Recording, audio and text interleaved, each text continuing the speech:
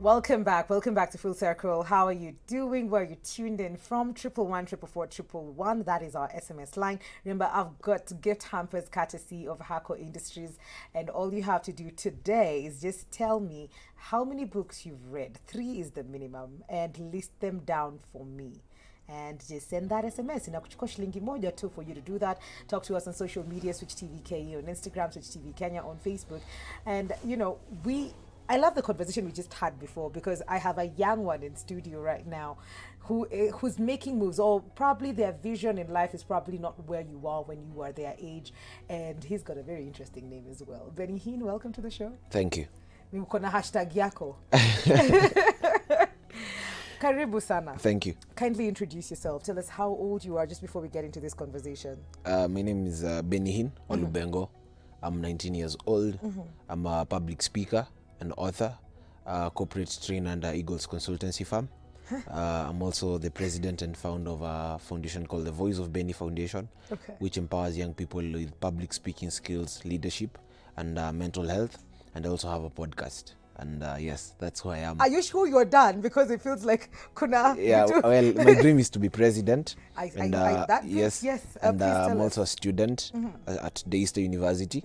We study international relations and diplomacy.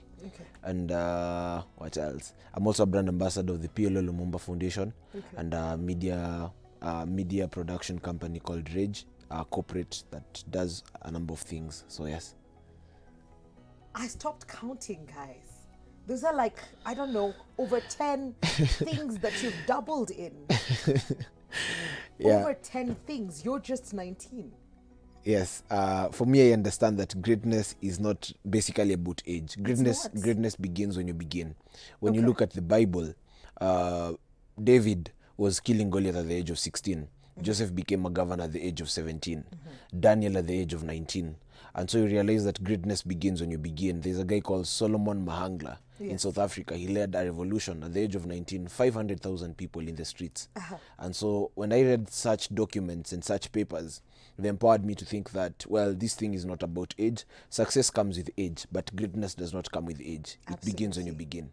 You are defying all the odds. If anybody out there thought, oh, I'm too young, I can't do all these things. Well, Benny is doing it. So what makes you not do it? When you look at the age that we are in right now and the, your age mates, would you say you're very lucky with the amount of technology or the amount of information that is out there for you? Well, this is my thinking. In this generation, one doesn't have an excuse not to be great. It's all about I can say greatness is affected by 5 factors. Number 1 is the exposure, the level of exposure that someone has. There are things that will open your mind because of the exposure that you have, and the exposure I mean in terms of books, in terms of the people around you, and so there are different levels of exposure. Number 2 is also the environment, the environmental spheres around you. Like what influences you, what do you listen to, who do you listen to? And then number 3, I also think it is the willpower. And the willpower can be generated also in 3 ways. Willpower can be generated by the friends that you have. If the friends that you have are all about let's chill, let's just have an easy time. In one way or the other, you also have the same perception. Like life is easy. We can succeed at the age of 30. So sahi wacha tupige sherehe, tujibambe, and then now ikifika hiyo time tukue serious. Willpower can also be generated by the people that you look up to. Who do you look up to? And so by the virtue of the people that you look up to, you want to do double than them. And that means you won't sleep. After all, a dream is not what you see while sleeping. It is what you see and makes you not sleep. And so after some time, you'll realize that you're gaining the momentum. Another thing is also the things that interest you, and how do you push yourself to those things. Because for me, when I realized, okay, my dream is to become president, I started pushing myself to atmospheres that are presidential. So I could go to libraries. My mom works at KICD, and so I could go there, the library, read books by Chinua Achebe, read books by Martin Luther King. During Madaraka Day, I would look at the president when he's addressing the nation, how he stands, how he wears his suits. And so when I go back to school, I could stand in the balcony and assume that I'm addressing a whole stadium, So I was putting a picture in my mind, and therefore I pushed myself to the Great Debaters contest. I used to watch it when I was in class 5, And I told myself when I go to high school, I'll join this thing. So I used to prepare myself mentally and say, maybe when I go to this place, how will I speak? How will I articulate my words? And so I prepared myself. So when I got to my first opportunity at the Great Debaters, and they gave me an opportunity, I was in Form 1, and someone had refused to speak. He was a Form 3, and he freaked out the last minute, Yes. So the teacher was like, nani ataongea? And everybody doesn't want to talk. So what the teacher did, he said, there's an extra person who was added in this list, and he's a Form 1. So where una option? Because all these others had refused. Wewe uliongezwa kwa list, so you must speak. Yes. But for me, they thought maybe it's something they're doing out of ambush. But mentally, I was prepared. So when I stood there, I said, well, my name is Benihin Walubengo, born from an African mother in an African country. I follow up African legends. I have existed to know the African cultures and norms. And I mixed up the language, and all of a sudden the judges are clapping, everyone is clapping. So I won the best male debater. To me, it was a defining moment, big time. So then after that, I later now won 7 other medals at the Great Debaters. So through that, now it also built my courage. So I understood that I pushed myself to an atmosphere that forced me to become whatever I wanted to become. Then now the story kept on and kept on. So it's all about also atmospheres. Yes. How do you push yourself? For example, you want to be a musician and you've never gone to a studio. You want to be a musician, you've never met a musician. Yes. You want maybe to be a pilot, you've never gone to an airstrip. I'm challenging myself in the next coming days to just walk into State House and tell the president I've come to see you.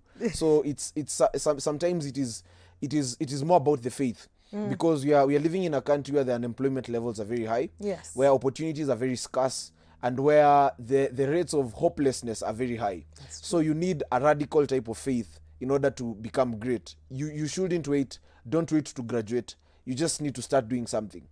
Because they say that champions are made in the gym but awarded in the ring. So many people are not in the gym, but they want to go to the ring. Yes. What set you on this path? Say, being president, what kind of a president are you imagining Benny Walubengo to be? Wow. I look up to 3 M's. Okay. Malema, Mahatma, Mandela. Okay. I pick all attributes from, I take, in every person I take one attribute. Okay.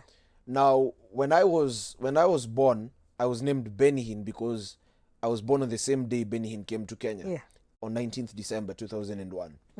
Then now I realized that I was very talkative, I was very hyper in class, and it was a problem most of the time. It always is a problem. Yes, the teachers were like, hey, this boy bana is talkative. And I remember it was even sometimes written in noisemakers when I'm not in 20. school. Yeah. There's a day I was not in school, then I asked them, why have you guys written me noisemakers? Then they're like, hata penye ulikuwa unapiga kelele. So I realized I'm just, naturally I'll talk in class. You'll feel my presence in class. And so at some point I was given an opportunity to be a prefect, thinking that I will tone down. Yeah. But now it gave me positive energy. Now Yes. I was talkative, leading group discussions. And so I realized that I could say something and the class would go quiet. I would say a story. It will take over the whole attention of the class. So sometimes the teacher was like, kabla tuanze lesson, hii ongea story ndo to distract katikati. So I realized it's a certain form of power of influence. Okay. But this influence wasn't directed to something, you see. So this influence at some point led to a little bit of distraction. Because now when I went to high school, having been exposed to a lot of literature, reading Malcolm X, Martin Luther King, I was basically revolutionary in terms of everything. Yes. So I'll go to a school and they are telling me, ifuda iko sawa, kuna msumari kwa githeri, ama hii chakula iko sawa. And then I just stand in the hall and tell people, leo hatukuli lunch. And you see the whole school, bana, from Form 1 to Form 4, they're like, anyo hatukuli. So for me, I never understood what I really carry. Yeah. I could go to class and maybe the chemistry lessons, we were not told earlier that there's supposed to be a lesson. And so I'm like, mbona hatukuambiwa? And when I question people are like, so unaona aje? I tell them, tukae kwa class, and everybody decides we are not going. So when now I was expelled in so many schools, ended up learning in 7 high schools, I met Pastor T. Mwangi. So T tells me, you're a very influential young man. It was on a Saturday, and the guy was preaching in Jesus is Alive Ministries. He said there's a young man who carries the gift of influence, but then it must be directed to something. Yes. If you're that person, come. And I'm like, Missy, and it's not me. But then nobody's going. And it's like 10 minutes. They are still going on with worship. Nobody's going. Then I felt a conviction like, this is the day. You. So when I walked, then the guy, there's a person who asked me, so what's your name? Said Benihin. Then he told him, he's called Benihin. Then Pastor T was like, this is the guy. This is him. So he gave me his card, told me, now we shall begin a journey with you. I was in Form 2, it was third term. I was now in my 7th school. And so he told me, now we shall begin a journey with you. I want to walk with you. Okay. So he started mentorship. He had to reset everything. Told me, you can be great, but what are you living for and what are you dying for? Yeah. So I had to sit down and say, yes, I can speak, but what am I speaking? I must bring value in my speaking. Bringing life to. Exactly. Yeah. A car is not a car unless it has fuel. You can be a car, but you can also be an empty car. But the moment you bring fuel, there's something that drives you and there's something that moves you. And so now I started gaining momentum. I started going back to school, speaking to people about leadership, about change, about mentality, resetting a few things after understanding myself. You can never help other people understand themselves if you haven't understood yourself. That is true. So like you have to sit down with yourself. I had to have a conversation with myself. That's the first book I read by Nelson Mandela. He wrote it while in prison. Yes. You're an author. Is that your book? Yes, this is my book. Okay, let me see. It's called Sprout. The Journey of a Dreamer. Tell us about this book. The book was inspired by the many travails. You know, now after gaining my ground in high school, I started approaching people for meetings and opportunities.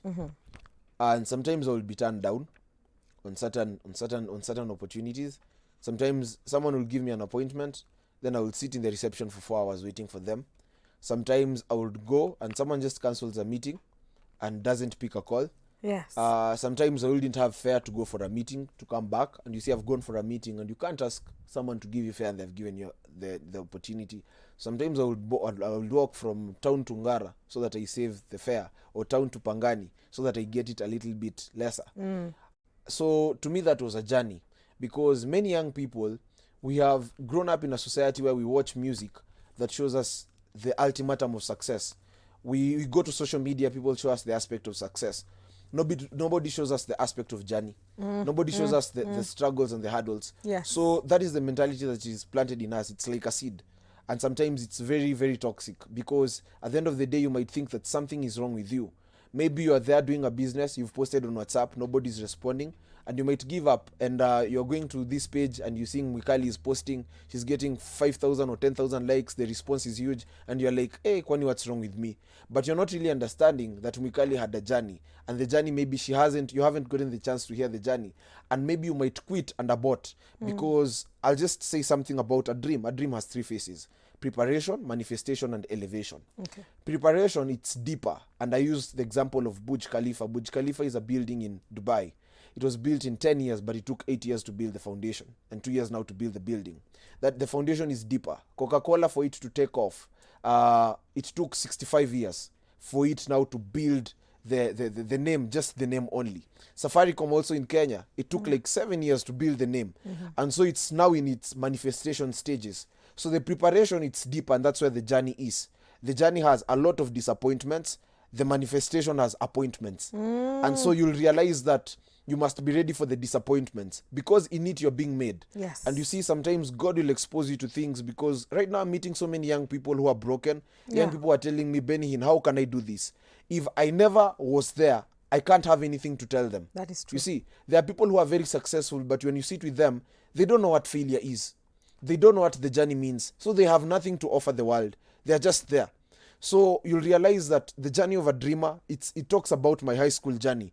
Trying to build a network, walking into the office of PLO Lumumba, telling him, I have come here to meet you. I'm just a young man. And the guy is there with a very hard face, but I know what I really want. And I'm struggling there to convince him. I show him a video, the great debaters, and he's like, yes, you can have a meeting. Meeting different people. One day I walked into Hilton Hotel to meet Ezekiel Mutua, and I had not been given any opportunity. I was not in a suit. I just saw in Twitter, this guy is in town. I always wanted to meet him. I'm there in a stripped casual shirt, in jeans, and I walk in, people are there in suits, and I request the MC, tell him I want to speak for 2 minutes. Tells me, you're not in the program, we can't give you an opportunity. I tell him, okay sir, thank you. I go back and sit just behind, immediately he sit, and I sit there. Then he walks in, and they tell people to stand. Then they say, who will pray for us? I walk in the platform, take the microphone and say, Father, in the name of Jesus, we thank you for this event. May you give us grace. And even God, because as this event is taking place, I've always wanted to meet Ezekiel Mutua. He is here, and I'm also here. God. And even God, you're here. So we can now meet. And I say amen. And so through that, it was guts, it was courage, it was boldness. And the guy is like, wow, who are you? Yeah. And so now we even make I would friends. want to know. Yes. But then even after that, the guy is too busy. I try going to his office. He's busy. You can't find time with him.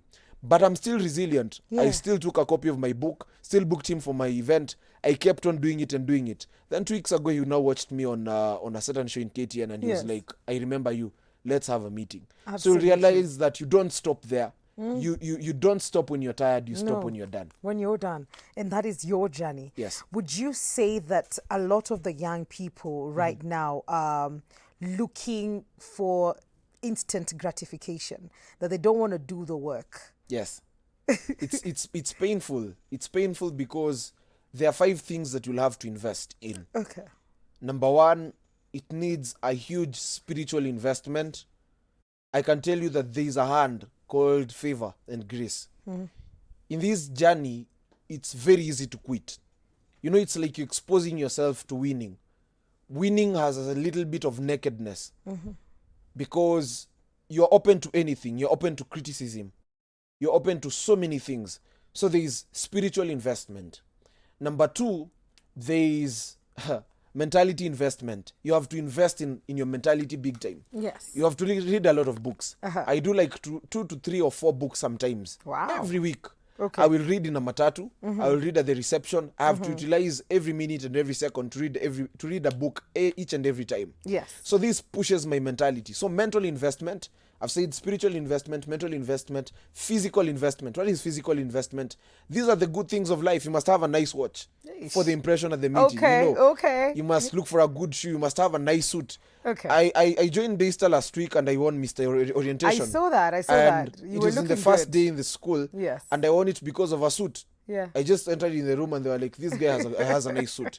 So physical investment, these are things like suits, things that will build your image, because you can't speak of success and you look like a failure. Hulu. Yes, you can't speak prospect and you look like a suspect. Okay. So that is Okay. physical investment. Another thing you'll have to invest in social investment, that is networks.